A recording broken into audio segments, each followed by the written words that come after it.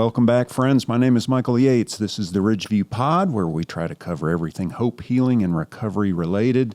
My guest today, Hannah Nelson. Hannah, how are you? Doing great. Yes, you are. You're doing fantastic. So, all right, let me just remind myself. I think I met you first at a Campbell County cab, maybe in the fall. Yes. And you were presenting about information related to what you guys are doing at the CAC in Campbell. Yes. And I thought then, oh, she needs to come on the pod because I'm always looking for willing victims. Oh, gosh. Right? Yeah. And I reached out to you, but I think it was the holidays maybe. And, there was just so much going on. So things just sort of like time. So what happens when you get to be a senior citizen? But then you kindly reached out and said, hey, are you guys still doing that thing? And it was like, oh, great. Yeah, we've got another round of recordings coming up. So thank you. Yeah, absolutely. Glad you're here. So tell our viewers, if you would, just introduce yourself. What's your role and where are you with the CAC? And a little bit about what the CAC does. Absolutely. Like you said, my name is Hannah Nelson. Our Child Advocacy Center in Campbell County has 2 satellite offices, one in Union and one in Claiborne. We provide services to victims of child sexual abuse and physical abuse. We have an umbrella of services, but my role specifically is I'm a darkness light facilitator, so I present child sexual abuse prevention education training to adults. And right now I'm also doing that for children in the school setting, K through 5. It's a different program called Child Safety Matters. So it's designed specifically for, the K through 5 grades to teach them what healthy and unsafe health touches are, and how to protect themselves against child sexual abuse. So, and I'm also a victim advocate. So when families come in with a child that has been allegedly sexually abused, I provide services for the family as well. I'm going to embarrass my children here by telling you a story. I obviously in the field that I'm in and having worked with Department of Children's Services for years and foster care for years, I'm all too familiar with helping kids understand at a very young age what are safe touches and unsafe touches. And I remember having this startling moment. I mean, my kids are now adults, but my son was he was going on his first trip to, I think it was a Smoky or the Ice Bears hockey game with a friend and his father. Mm-hmm. And maybe, I don't even remember how old he was. He was a young lad. And before, as we were getting him ready to go, I started my little spiel because I knew they'd probably be going to the restroom or something. And he looked at me and he's like, Dad, I know. So it became suddenly I was like, oh yeah, man, I have like beat this drum so much. It's like maybe I just need to back off a titch just a little bit. So, but it is an important thing to know. Absolutely, yeah. Okay, let me back up. So you said satellite offices in Claiborne and Union. Mm-hmm. Now, does that mean you guys, there are locations in those counties? Yes. Okay. Yes. All right. Yes. But your CAC covers Campbell, Union, and Claiborne? Yes. Okay, very good. Mm-hmm. So if this curriculum, Darkness to Light, tell me a little bit more about that because it is intended to help adults know what to look for? Yes. Okay. Yes. So the Darkness to Light, they're their own organization, and I'm just a facilitator of it. So they have a Stewards of Children. That's the training that I mostly provide to teaching staff, any kind of youth serving organization, we want them to use us for that type of training. How long is it? It's a 2-hour training, Okay. and then there's different supplemental trainings that are probably about a little shorter than that. But and you do it all in one, like it's a 2-hour class, Yes. not 2 1-hour classes. Right, yes. Okay. Yeah. And like you said, it just helps adults how to recognize, respond, and react to child sexual abuse. And Gives it's them the facts and all that. It's a standardized curriculum Yes. that anyone that does it is getting the same thing. Yes. All right. Mhm. Very Yeah. good. Well, I would say you are not just a trainer for that stuff. You're Yeah. a very important role. It is very, very important. I mean, that's how you get people talking about it. And, Yes. And, when a DCS referral is made, that's what we want. We want people to start talking about it so that way the children can, Yep. get protected from it. Well, one of the maxims that keeps coming up in the podcast is positive curiosity is a good thing. So this training can generate discussion and people asking thoughtful questions about it. We're probably headed in the right direction. Absolutely. Okay, so I'm an agency out there listening to this, watching this, and I think, maybe our staff would benefit from getting this. What do I do? Contact me. We have 2 facilitators at RCAC. We're almost begging people to do it just because there's many outlets you can receive that training from, or some sort of child sexual abuse training from. But ours, it's a like you said, standardized curriculum, and it's made by professionals. It was created by professionals, so it's a great program. I mean, is there a cost? No, there's no cost to a group of. We do say a group of 10 or more, so there's no cost for that. Usually, it would be around $10 if you was to go to Darkness Light's website and do it yourself. It's about a $10 cost, but we do it free to groups. Okay. That's important to know. So folks out there in the community that may be looking for ongoing professional education for their staff, this would be a great resource for them. Yes.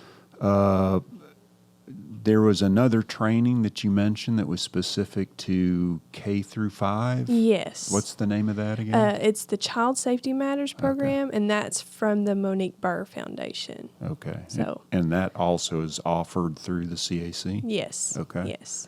We that was what I started doing whenever I came into the CAC.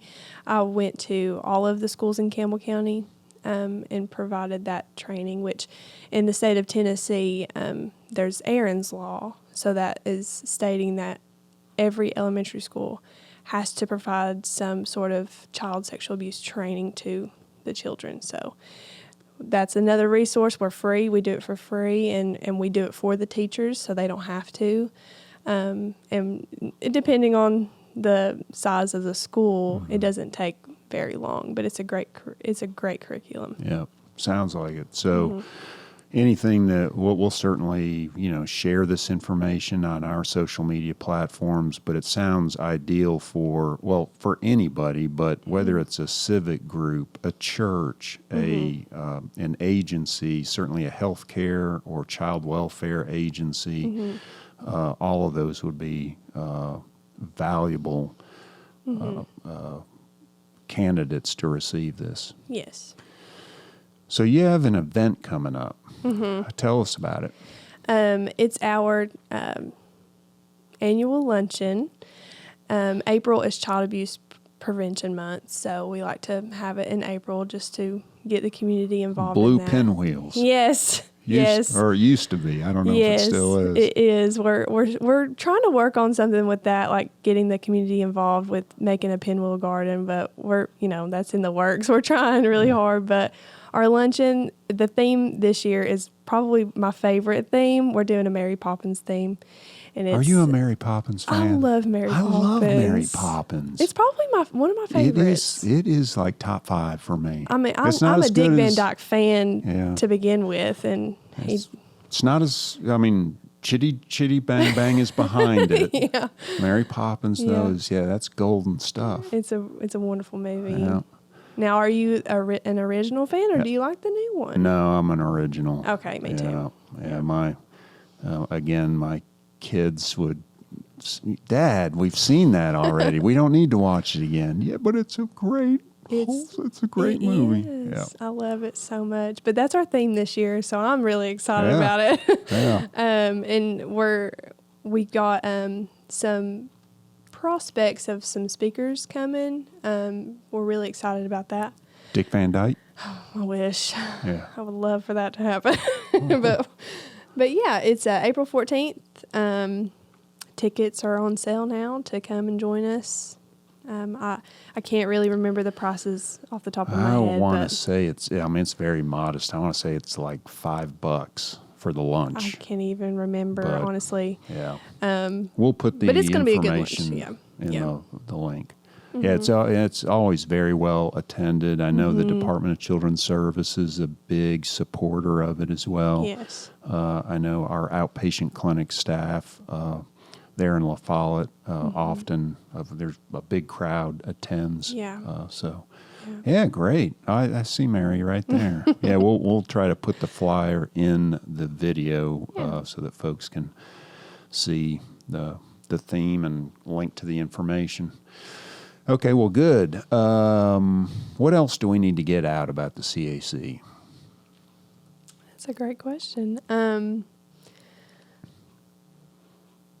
I guess a lot of people don't really know what a child advocacy center is to begin with. I mean, they really associate us with DCS, which we're not. We're our own entity. We're just a community service that they use. So typically when a DCS referral is made of alleged child sexual or physical abuse, they do use us for our forensic interviews. We only have one forensic interviewer at the moment, Mackenzie Atkins, but she just sits in with the child. It's video recorded, so that way they can use it as evidence in court, and the child doesn't have to tell their story again, which is great. And we use those referrals also for our mental health services that we provide. We have a trauma therapist, and she's specifically for child sexual abuse and physical abuse trauma. So, and then there's the victim advocate side. We sometimes make referrals to Ridgeview if their child is needing, behavioral therapy and all that stuff. It's like I said, an umbrella of services that we provide. Maybe, I don't know, it's been a handful of months ago, I was at the CAC location in Union County. Okay. And my experience with most of the locations are they're a very warm, safe, comforting environment for children, especially if they've been impacted by trauma of one type or another. So, I don't know that I've been to the one in La Follette, but I suspect it's very much the it's same. very nice, yeah. And those safe environments create, an opportunity for kids to safely tell their story and their experience. So, we spend a lot of time talking about adverse childhood experiences and what that does to developing brains and sense of safe attachment to caregivers. So glad you guys are out there trying to help educate the community about signs, what to look for. It's an important resource. Yeah. Well, Hannah, it's hard work, Yes. and I know you're working hard. So how do you take care of yourself? Honestly, I know this might sound like a cliche answer, but I really do enjoy the outdoors. I know everybody says that, but I love gardening. I took up gardening myself the past couple of years, and I could just tremendously tell a difference, not only in the anxieties that come with work, but also, personal anxieties and all that stuff. It has opened my eyes that is my thing. Like, that is what I do to get away from it. My parents garden. I grew up around gardening my whole life, but I never did it, completely myself until about a couple years ago. And it just, I don't know, it brings me down to earth, I guess. No pun intended. Yeah. So, wait, when you say gardening, you're talking like vegetable gardening or flower gardening? Vegetable or both? gardening. Vegetable, okay. Yes. So, are you have a raised bed or is it in the ground? All in the ground, yeah. What's the dimensions? I don't even know. As if I could get it as big as I want to, that's what I'm doing. I started off small just because I've never done it before, but this year we are expanding. So I'm excited. do everything? I mean, or do you tomatoes? Mainly the stuff that we eat. Green beans, tomatoes, potatoes, all that good stuff. The Boy Scout troop in Campbell County, Troop 310, if I'm remembering correctly, they came and built a raised bed garden for our permanent recovery housing in La Follette. That's awesome. Because of that very reason. There's a lot of evidence that shows that tending to and growing your own food can not only help better optimization of mental health, but it, that stewardship of the soil, of what you are going to be eating. Yes. All that comes into play. So, yeah, good for you. It's just wonderful just how, I don't know how much it helped me. You would think it's just a small little task growing green beans or tomatoes, but it really is just I've got some weeds wonderful. You can come pick. Hey, I know that that's a task, but sometimes I just love it. I just love getting out there. It just keeps my mind focused, and it's amazing. I love it. My wife finds it therapeutic, I believe. Yes. So she really gets after it. All right. So do you cook? I do. So do you have a favorite dish that you make? I'm a foodie. I love food. I don't know. Well, I guess I'm a real wholesome girl. I'm a old soul at heart. I love pinto beans, fried potatoes, and cornbread. All right. So let's imagine my favorite. we have that dish right before us right now. And let's play a little thought experiment. You can invite 3 people, non-family, to eat that meal. They can be living or deceased, but not family. Who are you going to invite to share that meal with you? Obviously, Dick Van Dyke. Of course. I love him. I'm not just saying it's a that. no-brainer. I love that man. No-brainer. He is wonderful. Chimney. Probably Andy Griffith. Okay. Strikes me as another old soul. I'm obsessed. Ask I'm not just saying that because I'm here. Ask anybody that I work with; they will tell you I'm obsessed with Andy Griffith's show. And probably my mamaw.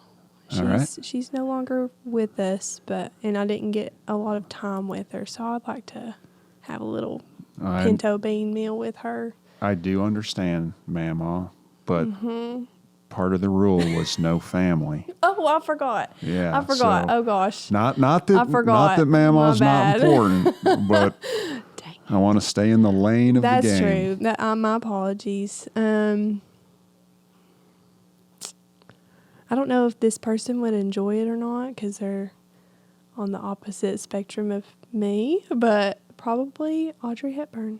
Oh, yeah, sure. I'm an Audrey Hepburn fan. All right, good. Nice. I love old movies, as you can tell. I would like to eavesdrop on that conversation. That would be different, wouldn't it? We got Andy Griffith, Dick Van Dyke, and Audrey Hepburn, and me.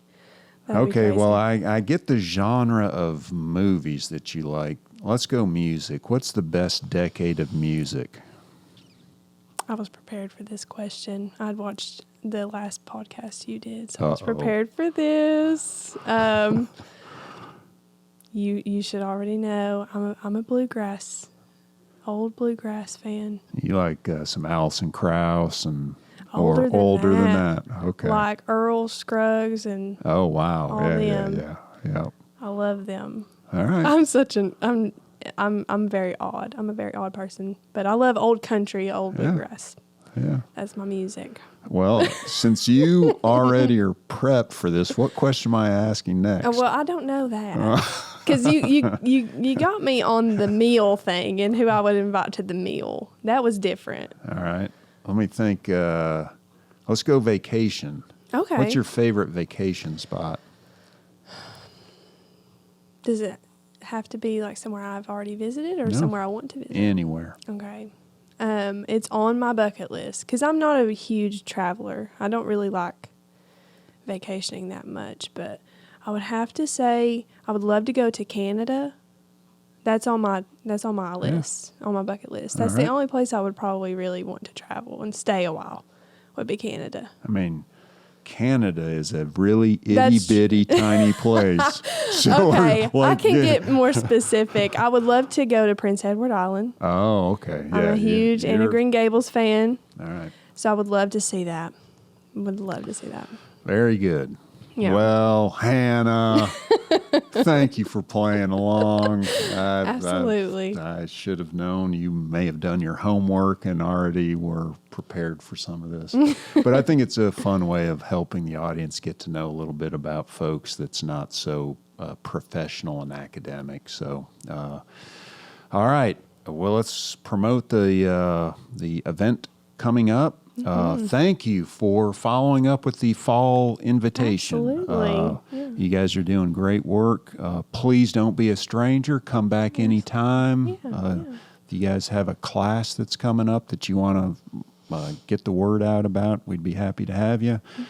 And hopefully I'll see you at the luncheon in April. Yes. So thanks for coming on. Thanks for having me. It was awesome.